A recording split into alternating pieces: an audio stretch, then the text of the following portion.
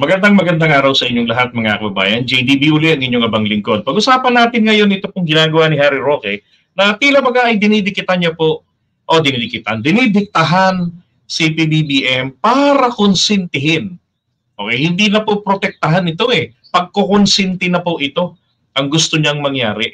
Maprotektahan o makonsintihin itong mga sangkot sa extrajudicial killing. Now, sa kanya nga pinaka-latest po na vlog, ito yung sinasabi niya na bumabalentong daw po kasi si PBBM and he demands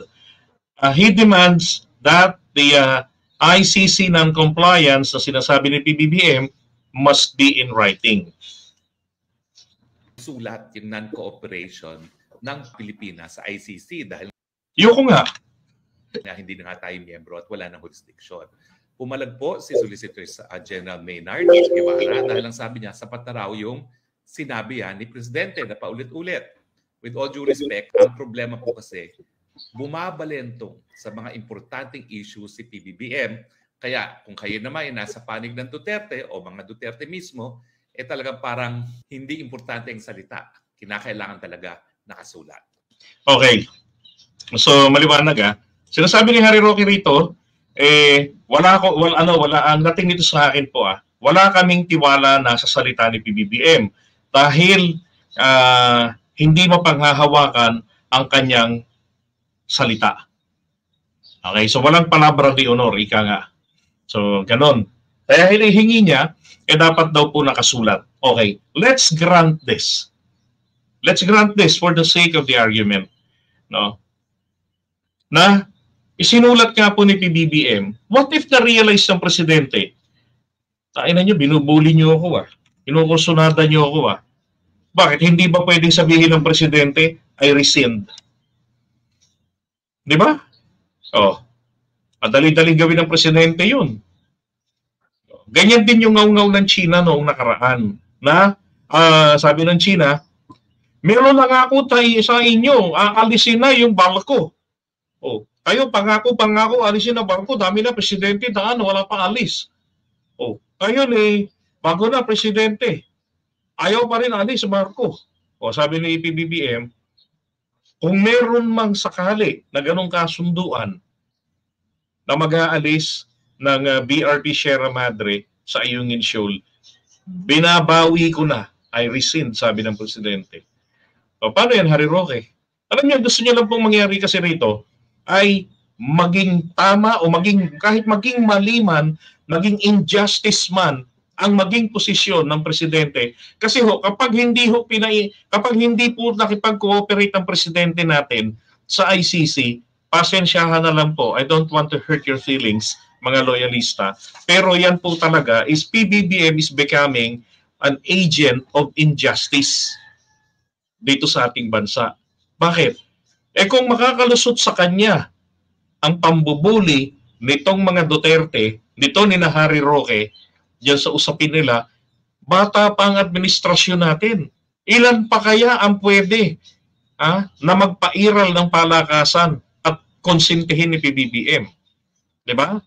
Kasi kapag napagbigyan niyang konsintihin niyang mga yan, na yung non-compliance, sabihin, hindi na makikipag-cooperate ang Pilipinas kasi wala kayong jurisdiction. And to tell you, ba't ko sinabi po na kanina na sa tingin ko pinaglalaruan sila ni PBBM?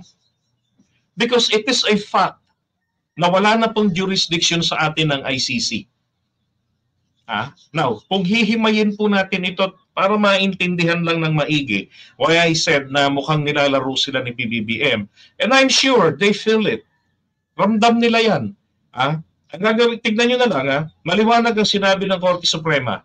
Base rin doon sa Article 127 ng Rome Statute.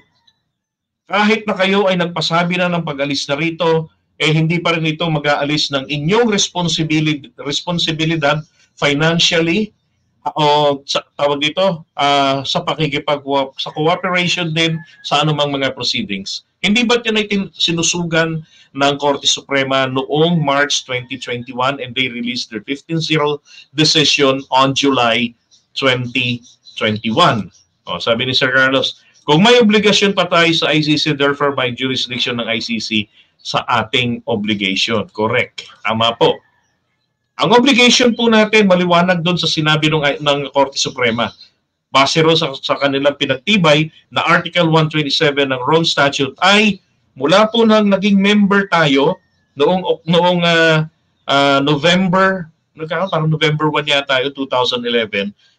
At isa dyan sa nag-ratify dyan si PBBM, Enrile, and then itong magkapatid na Cayetano, Ralph Recto, yan, tsaka iba pang Mig Zubiri. Kaya nga yung mga yan, hindi ho nagsasabi na walang jurisdiction sa atin ng ICC. Diyan sa mga kaso na yan eh. Ayaw nilang magsalita, di ba? Kasi nga, they knew. Pagkakasama sila ni PBBM. Pero why is it that PBBM is consistently saying wala silang jurisdiction sa atin? Kasi yun, tinitignan dito ni PBBM ay yun pong timeline na after na maging officially hindi na tayo member ng ICC, hanggang sa kasalukuyan at bukas, yun po ang tinitignan ng presidente rito. Pero, bakit hindi po nagbabawal ang presidente natin na payagan ang mga taga-ICC na bigyan ng... ba't hindi niya pinagbabawalan na mabigyan ng visa yung mga yan sa pagpasok rito para mag-investigate? Because definitely, itong mga ICC lawyers, hindi ito po investigators. Hindi ito pupunta rito for nothing para magburakay o pupunta rito para magmalate, mag-chicks. Hindi. Diba? Meron silang trabahong dapat gawin at hindi lang nila kayang i-divulge yung kanilang location. Oh.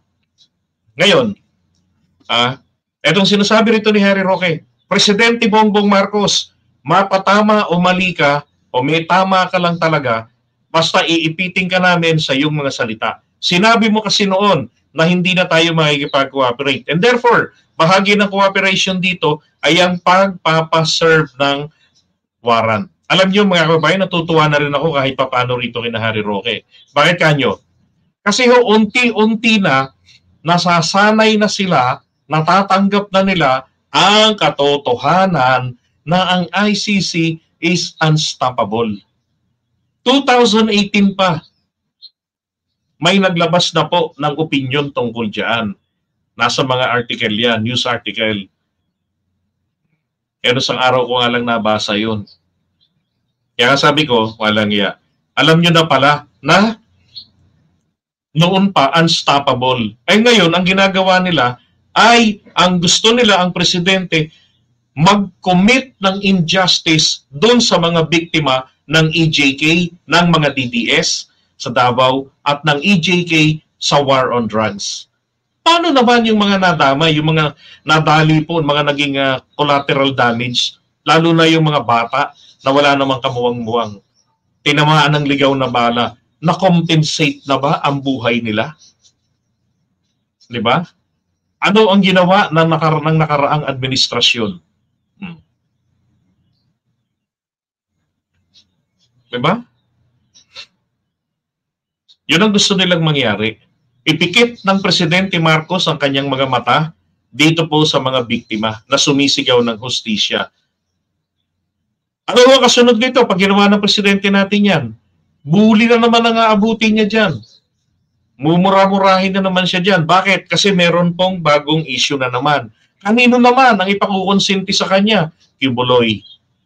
Nako nga no, ang Amerika kung maghingi po kung mag-request ito ng extradition ni Kibuloy ay hindi i-grant ng Pilipinas. Wala na. Di ba? Ganun ang gagawin nila. Ibubuli nila ng bubuli ang Presidente Marcos, ang administrasyong ito. Kaya ito po, first test pa lamang ito. Dapat ang gawin ng Presidente rito, continue what he's doing, play with them, play with their shit. Diba? Laruin niya tong mga to, tapos pagdating ng warrant of arrest, iserve niya yan. Yun ang nararapat yan. O, tignan natin, ha? PBBM maintains ICC has no jurisdiction. Nasa palasyo po ako niyan. Sinakayunan ni Justice Secretary Remulla. Sa pa yan sa Remulla, Duterte boy yan eh. Sabi pa nga niya, hindi namin papapasukin ng mga ICC probers sa Pilipinas. Sabi pa nga niya, aarestuhin niya. Ito nga masarap itanong dito kung may interview si Roque. Nung bang marinig mo yan, Attorney Roque, tinanong mo ba siya, hindi naman kaya tayo sumabit dyan kasi anong magiging grounds para arestuhin ang mga ICC investigators? Sa tingin niyo mga kababayan, meron bang dahilan para arestuhin yung mga investigators? Wala rin sa hulog to si si Boying Rimulya eh. Pero 7 months later, anong sinabi ni PBBM? Abay, rejoining the ICC is now under study. Just... Ano ang mali ron? Ang sinabi ni PBBM nung una is wala nang jurisdiction sa atin ng ICC. Tama yon. Yung rejoining ICC is under study. Wala itong connection doon sa sa jurisdiction, Harry Roque. Kasi ganito yung mga kababayan, magmula po nung nawala na tayo sa ICC sa kagagawan ni dating Pangulong Duterte noong March 2019, hanggang sa araw na maging member uli tayo officially ng ICC, which is isang lang yan, isang expression lang po ng Presidente ng Pilipinas nang sabihin niya na I am joining the country back to the Rome Statute. Again, pasok na po yun, official na po yun.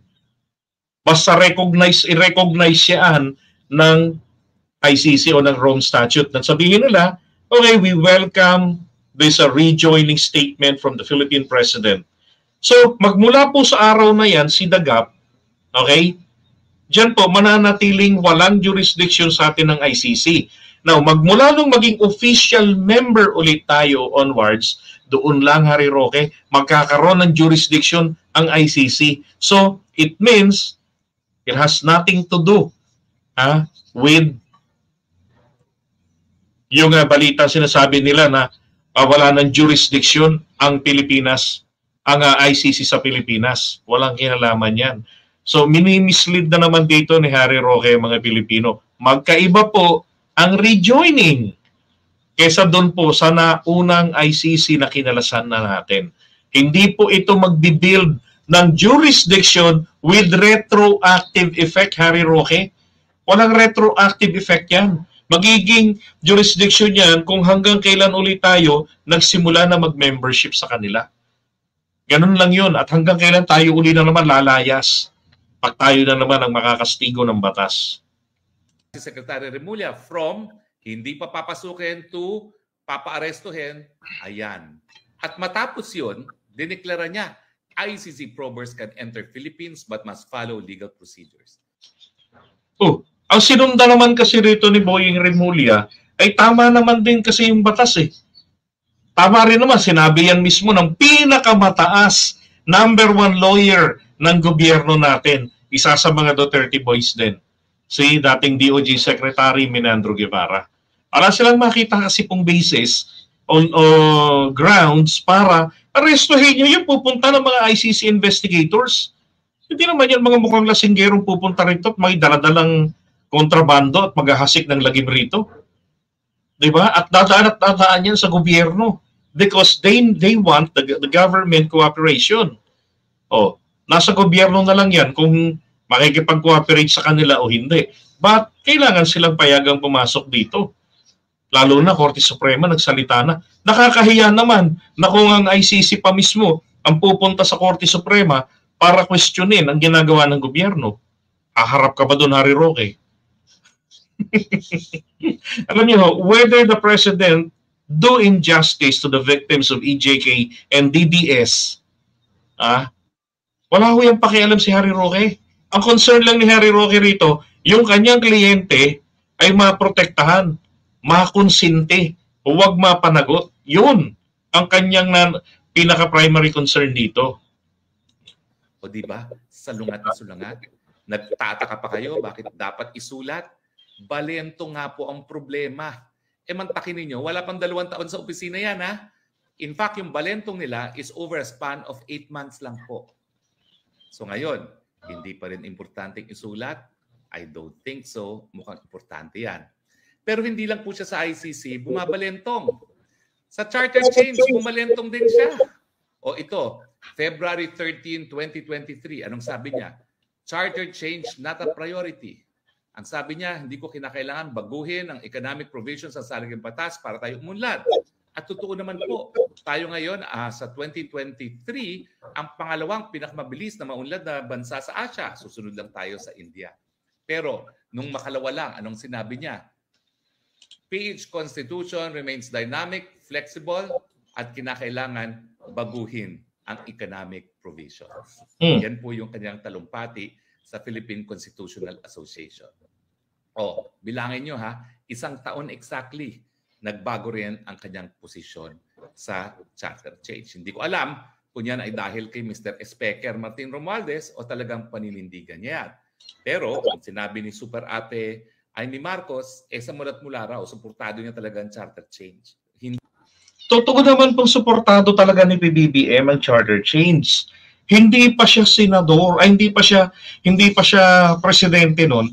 Pabor na siya na magkaroon ng update. Kaya nga in one of his speech sinabi niya, and this has been what I was saying even before. Yun na yung ma-update ang ating saligang batas. Ang hindi lang pabor ng presidente, yung gagalawin yung term of office. Kasi kung ang magbe-benefits naman ito, yung mga kasalukuyang nakaupo. Di ba? Although binanggit ng presidente, maaring tinesting ang utak ng mga DDS nung sinabi niya kasi yan noong panahon nung kanyang SONA, na sinabi niya na sana mabago yung saligang batas natin kasi katulad sa Amerika na ang presidente ay pwedeng magkaroon ng re-election. Katulad naman noon, we are used to have the re-election. Ganun din, well pattern naman tayo sa US. Sinabi lang ng presidente yun. Tapos ano na naging reaction nila? At hindi naman niya, kita niyo ang pagiging ipokrito ni Harry Roque ha? Bakit hindi niya binabanggit yung mga pagiging inconsistencies din po ni dating Pangulong Duterte? Lalo na sa charter change. Di ba? Tapos sabi niya nung isa pa ron, kung ayaw ninyo ng federalismo, hindi niya nga inilaban ng federalismo. Ang sinabi lang niya doon ay, kung ayaw niyo ng federalismo, at least change the Constitution. Or amend the Constitution. Kasi ang problema natin na hindi na tayo maasenso kasi nandoon ang problema sa ating saligang batas. Diba? Kaya mahirap pagkatiwalaan po. Alam nyo, ito yung sinasabi natin ang abogado, harmless ito kapag nakasara na ang bibig o humihilik. Pero kapag bumuka ang bibig ng abogado, wala na. Pagka hindi ka well-versed sa mga nangyayari, madadala ka ng mga kasinungalingan nila. Huy, Roque.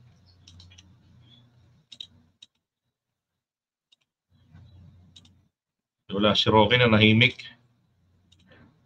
Pero again, ang pinag-uusapan natin dito, itong kanyang sinasabi po diyan na ang presidente natin ay bumabalentong daw po kasi. Ibig niya sabihin, nagbabago po ng desisyon. Natural lang naman ang magbago ng desisyon ng tao. Lalo na, nandun pa ang gobyerno natin sa transition period.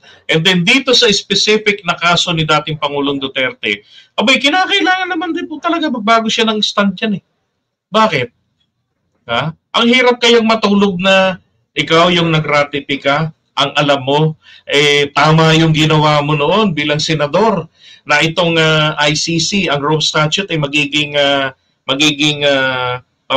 gabay, bantay, kumbaga, ng ating bayan sakaling merong isang tyrant na lumitaw, isang malupit na leader na lumitaw.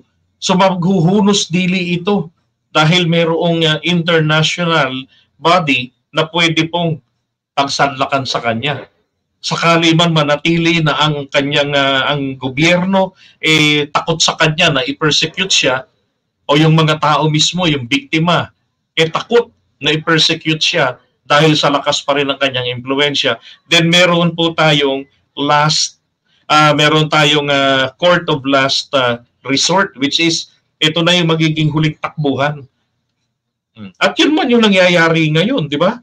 Hindi nga inaasahan yan ng mga tao Maski ko nun Hindi inaasahan yan na noong 2011, etong si PBBM, isang sang-ayunan, yung 11-year-old na yan na international agreement na pinirmahan ni ERAP.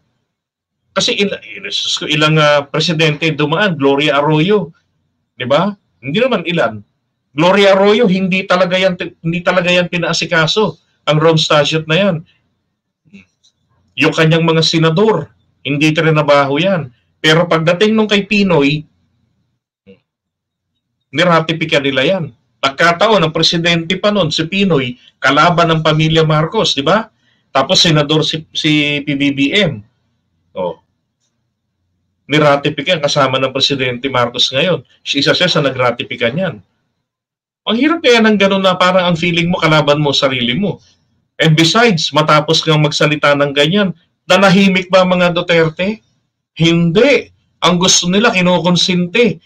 Oh, hindi ba't sinimulan nilang bakbakan, ngaw-ngawan, paipahiya etong si Romualdez, ang pinsan ng presidente? Diba? Bago pa yan ha, etong kanilang mga vloggers, sila Maharlika, sila Mr. Sasot, sa usapin ng China, diba? Tinira nila ng tinira ang administrasyon.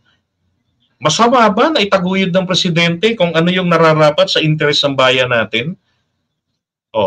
Kaysa ayunan ng interes ng China na ginagawa ni dating Pangulong Duterte? Yan ba sinaway ng mga Duterte na tigilan niyo yung gobyerno natin? They're not doing anything wrong. Walang mali kung yan ang stand nila. Kung ako pro-China, my time is done. Hindi naging effective sa mga Pilipino. I'm good. Time ngayon ng presidente, let him lead this nation. Yan ang stand niya, ipaglaban ng West Philippine Sea. So be it. Huwag niyong pakialaman. Punahin niyo kung may ginagawang mali with evidence. Wala pong ganun.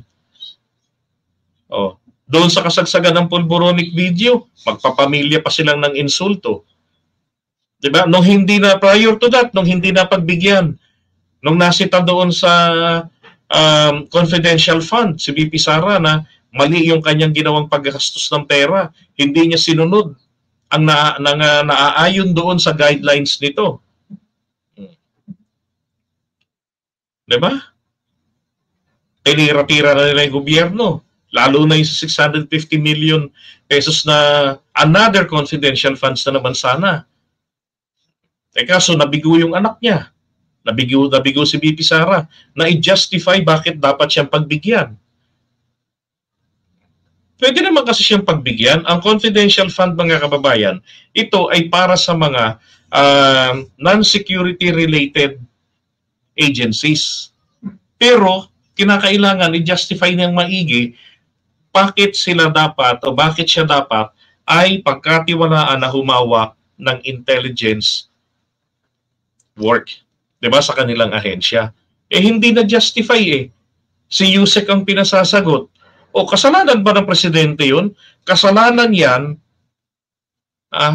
ni VP Sara because she failed to justify. Kasalanan niya 'yan kasi hindi tama ang paggastos nila. Iniipit ba yung pondo niya? Hindi iniipit. Because supposed to be, walang pondo ang OVP. Ang DepEd lang. Pinakamalaki nga ang ibinigay dyan. Ayon yan sa saligang batas.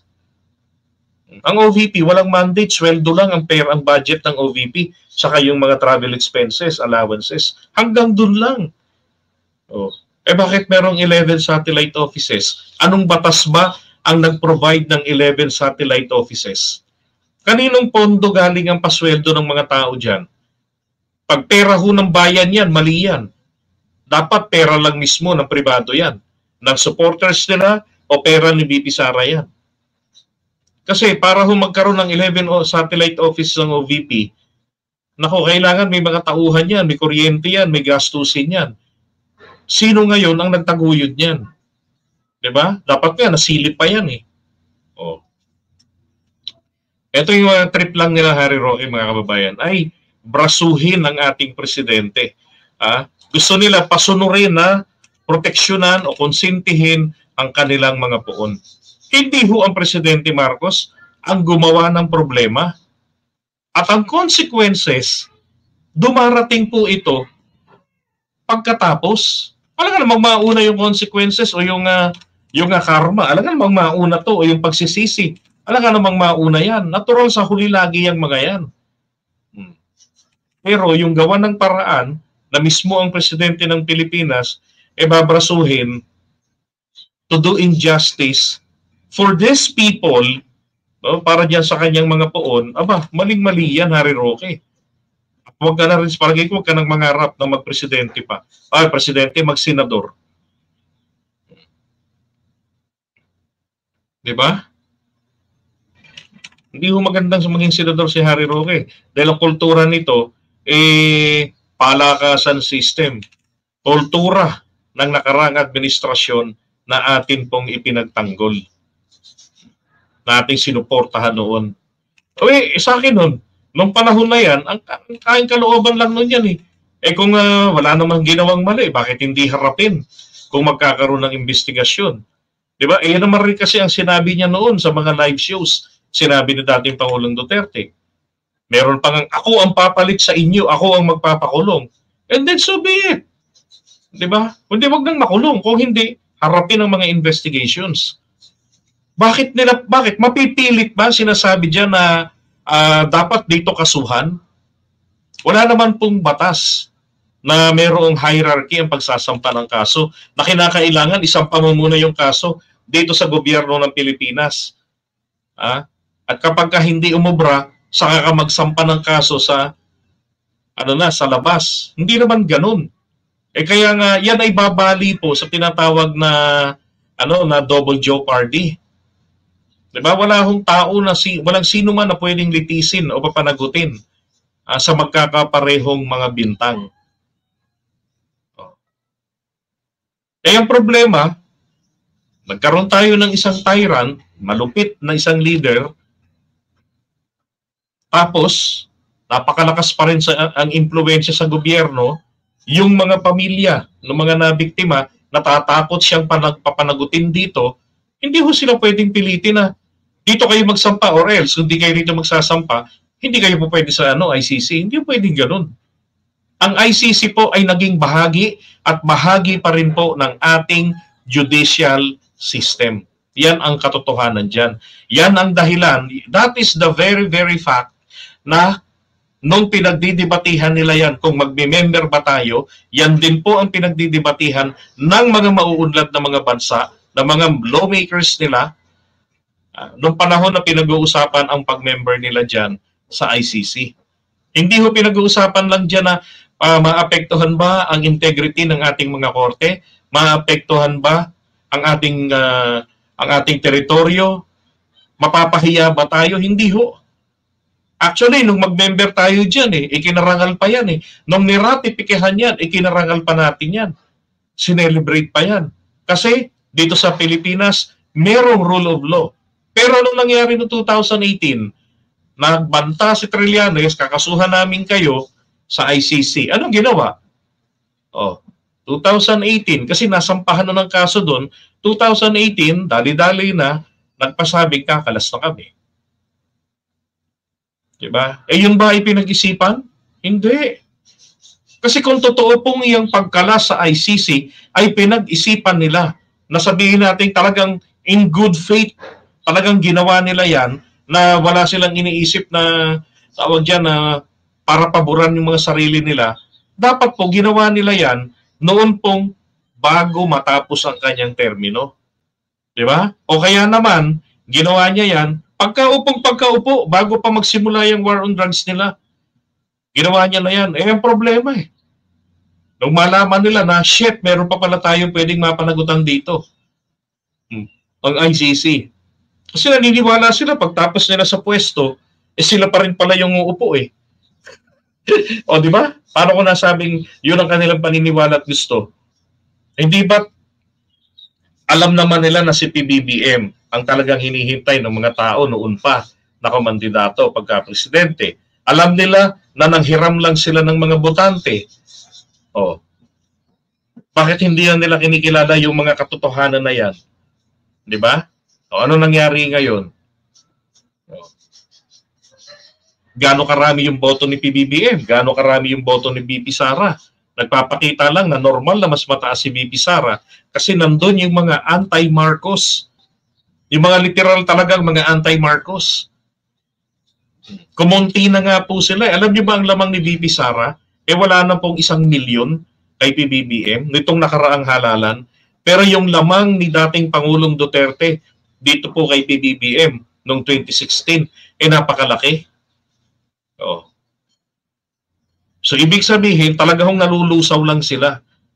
Ang naiiwan na lang sa kanila, ito talagang mga anti-Marcos pa. Pero nung nakarang halalan, yung mga yun, nagbago ng kalooban, bumoto na rin pong pabor dito sa presidente natin ngayon. Kaya nga, alam ni Harry Roque na hindi ubra ang people power nilang trip. Bagkos, ang gusto niya po, brasuhan na. Igapos na ang kamay ng Presidente Marcos sa kanyang salita na wala nang na hindi tayo makikipag-cooperate. Abangan natin kung ano yung mga susunod pang gagawin dito ng ating presidente. But I'm hoping and I'm praying sa ating Panginoon at umaasa ako sa ating presidente that he will do justice to the poor, to the victims of the DDS and also EGK noong panahon po ng war on drugs. Sapagkat yan po yung nararapat na gawin na naaayon po sa kalooban ng Diyos. Mamili ka, Mr. President, kalooban ng mga Duterte o kalooban ng Diyos?